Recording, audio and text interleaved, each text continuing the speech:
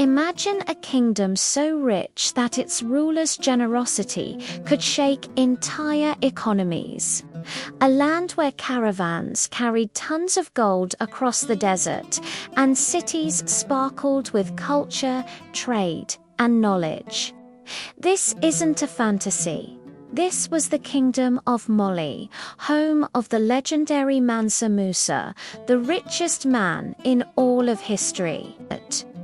Today, we'll dive into the rise, golden age, and fall of Mali, Africa's most powerful medieval kingdom. Back in the 1200s, West Africa was a patchwork of smaller kingdoms, all vying for power. Among them, one began to rise above the rest, led by a fierce warrior named Sundiata Keita. Sundiata wasn't just a fighter, he was a unifier. Through strategic battles and clever alliances, he brought together numerous tribes. And around the year 1235, he founded the Mali Empire. But what made Mali so successful? It all came down to controlling trade. Think about the most valuable resources of the medieval world. Two things come to mind: gold and salt. West Africa had gold in incredible abundance, while the vast Sahara Desert to the north held massive deposits of salt, which was essential for preserving food. Mali sat right in the middle of these two resources by seizing control of the trade routes that connected them. Mali effectively became the beating heart of wealth for the entire African continent. Caravans, laden with goods, became the lifeblood of the empire, transforming it from a small kingdom into a sprawling economic powerhouse. One of the most incredible achievements of the Mali Empire was the rise of Timbuktu.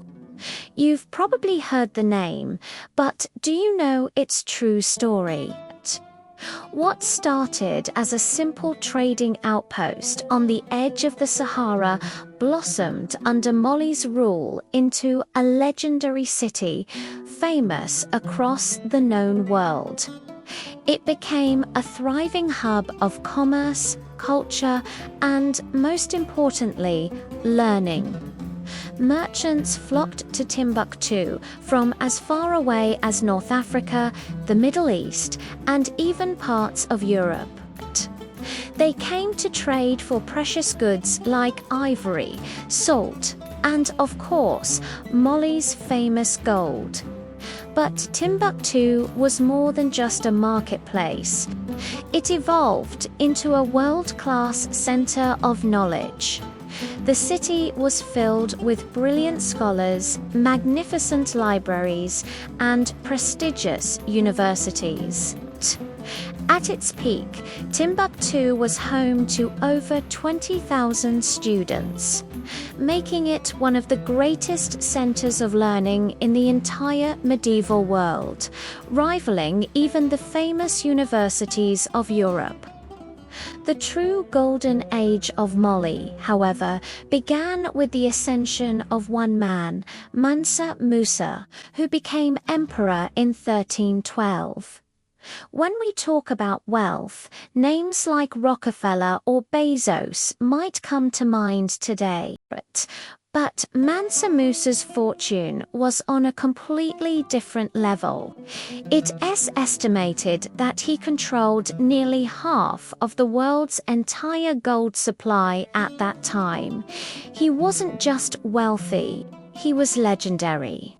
In 1324, he embarked on the Hajj, the traditional pilgrimage to Mecca. But this was no ordinary journey. It was a spectacular display of wealth that the world had never seen before and perhaps hasn't seen since. Mansa Musa traveled with a massive entourage of 60,000 men, including 12,000 personal attendants and a caravan of camels, each carrying hundreds of kilograms of pure gold. As he traveled, he gave away gold with astonishing generosity to the poor he met along the way, to local traders, and to the rulers of the cities he visited. In fact, he gave away so much gold in places like Cairo and Mecca that he single-handedly caused massive inflation. The value of gold plummeted and took years to recover, all because of one man's generosity. His journey put Mali on the map, quite literally.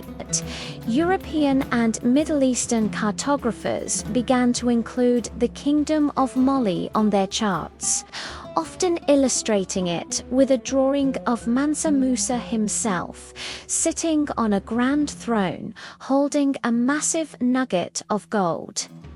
But Mansa Musa was more than just a man of immense wealth.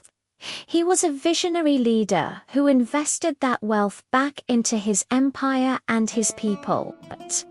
He wasn't interested in just hoarding his gold. Instead, he funded the construction of magnificent mosques, public schools, and sprawling libraries across his kingdom. The most famous of these projects is the Jingabur Mosque in Timbuktu, an architectural marvel that still stands proudly today. Under his patronage, scholars, architects, and poets from across the Middle East and North Africa were drawn to Mali, bringing with them advanced knowledge in mathematics, astronomy, medicine, and law. Timbuktu's libraries swelled with hundreds of thousands of precious manuscripts, covering every subject from science and history to philosophy and religion. Mali was not just a kingdom of gold. It was a flourishing empire of ideas and culture. But as with all great empires, Mali's golden age could not last forever. After Mansa Musa's death in 1337, his successors struggled to maintain the vast and complex empire he had built. Cracks began to appear. New sea-based trade routes were discovered by European explorers, bypassing the old trans-Saharan routes and slowly draining Mali of its economic lifeblood. The empire also faced external threats.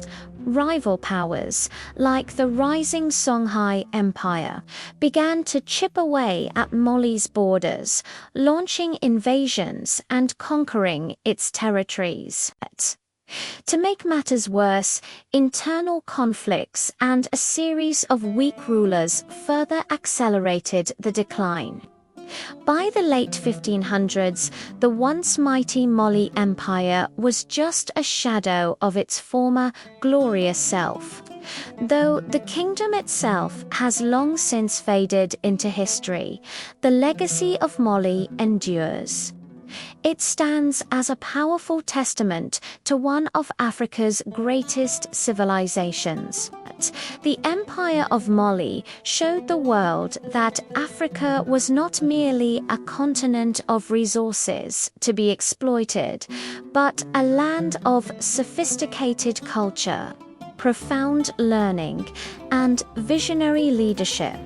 And above all, it gave us the unforgettable story of Mansa Musa ruler whose incredible wealth, legendary generosity, and ambitious vision continue to inspire and echo through the halls of history.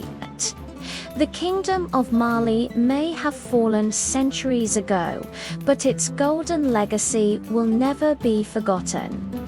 Thanks so much for watching. If you enjoyed this journey back in time, don't forget to like, subscribe, and hit that notification bell so you don't miss our next video. See you next time.